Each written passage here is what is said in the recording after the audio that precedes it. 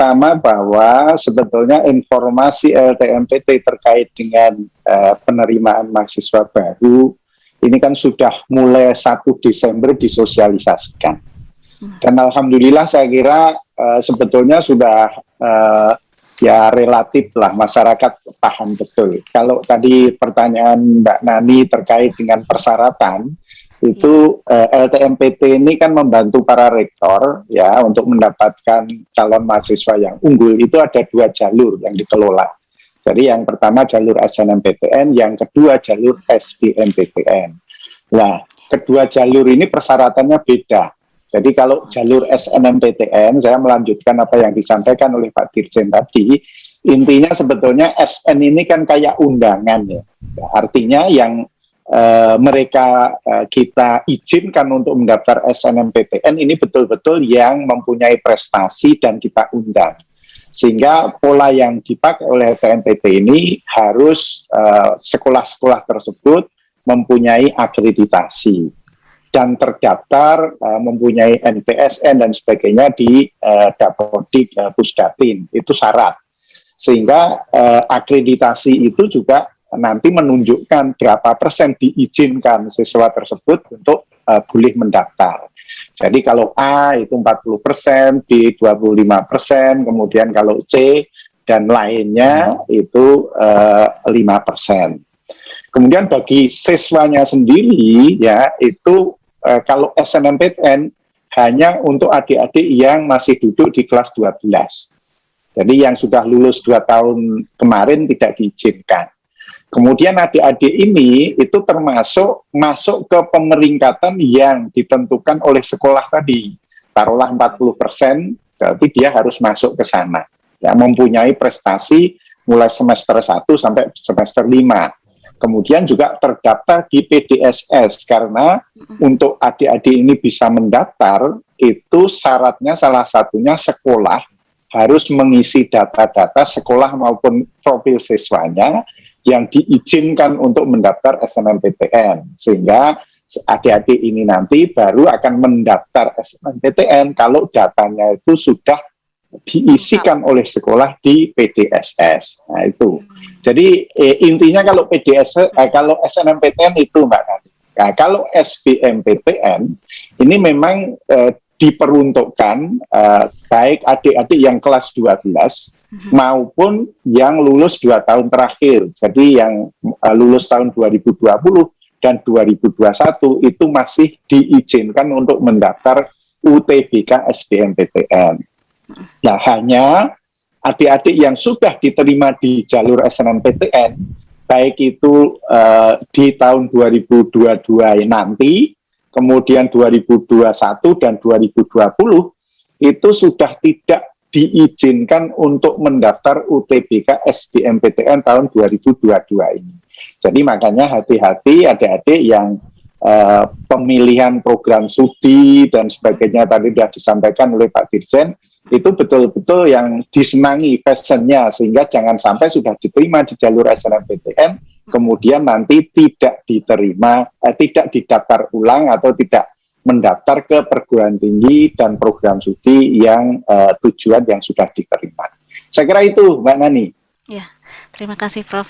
Jadi memang mengenai syarat-syaratnya itu kita memang tergantung jalurnya ya Prof ya. Ya. Lalu mengenai tata caranya sendiri Prof bagaimana? Tahapannya, tahapan jadi seleksinya. Gini. Ya, pertama begini, kalau kita bicara SNMPTN dulu ya. SNMPTN itu syarat utama adik-adik harus mempunyai akun LTMPT. Itu syarat untuk mendaftar. Dan akun LTMPT ini sudah 1,1 juta siswa yang sudah memiliki akun LTMPT aktif. Artinya sudah banyak. Nanti kira-kira yang mendaftar SNMPTN itu kurang lebih ya 700-600 ribu lah kira-kira gitu. Jadi sudah aman. Setelah dia memiliki akun LTMPT, ya, kemudian sekolah itu melihat kuota sekolah untuk siswa yang boleh mendaftar di SNMPTN itu jumlahnya berapa. Nah, itu sudah kita umumkan di LTMPT mulai tanggal 28 Desember tahun 2021. Nah, kemudian sekolah membuat akun bagi yang belum punya, kemudian dari kuota SNMPTN masing-masing sekolah itu, sekolah memilih siapa saja yang diizinkan.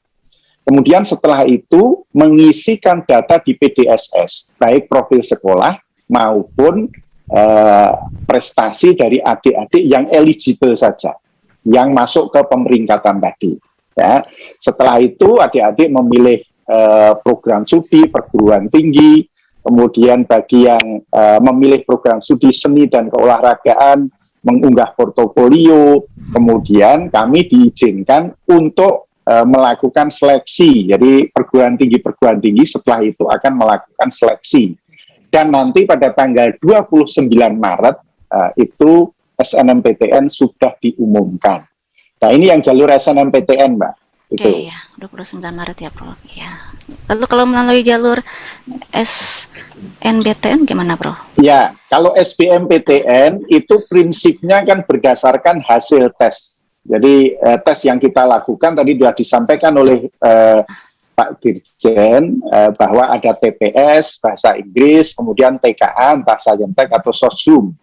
Nah, dasarnya para rektor itu memilih siapa yang eligible atau diterima di perguruan tingginya, lolos, itu adalah berdasarkan nilai ketiga itu. Ya. Nah, dan UTBK SBMPTN ini prinsipnya boleh diikuti tadi dari 3 angkatan tadi. Kelas 12 sekarang, angkatan 2022, kemudian 2021, dan 2020. Nah, kemudian yang penting bahwa tadi sudah disampaikan oleh Pak Ketua juga, kami membuka UTBK itu di 74 lokasi dari Sabang sampai Merauke. Dan itu tidak ada pengaruhnya, misalkan mau mengambil ITS, tesnya di Papua sana, misalkan di Cendrawasih, itu nggak masalah.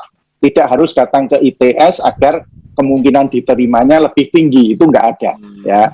Nah, kemudian tadi sudah disampaikan juga, kita melakukan UTBK itu semuanya gelombang 1 maupun gelombang 2 setelah Lebaran, jadi dimulai tanggal 17. Nah, kemudian yang penting saya kira nanti akhirnya kita itu akan mengumumkan hasil SBMPTN di tanggal 23 Juni 2022. Jadi artinya perguruan tinggi masih punya waktu cukup untuk melakukan seleksi jalur mandiri. Saya kira itu, Mbak.